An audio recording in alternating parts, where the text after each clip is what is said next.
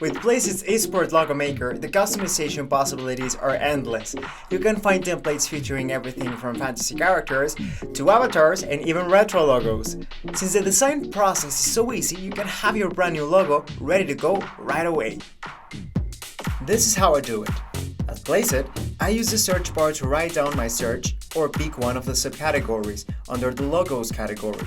I will be using the customer experience by clicking on the logos category. Simply type in the team name and pick an industry for it. Here, I have some cool options for it. Click on one to edit it further. Here, you can change the text, type font, colors, and even the graphics. And that's it! Click on the blue download button or scroll down to find more presets or even check how your new logo would look on a cool apparel mockup. No one knows your team quite like you, so it makes sense for you to design an esports logo that your whole team can get excited about. Don't waste time and create the ideal design yourself. By the way, what do you like more for an esports logo? Animals or objects? Do you use something else? Let me know in the comments down below.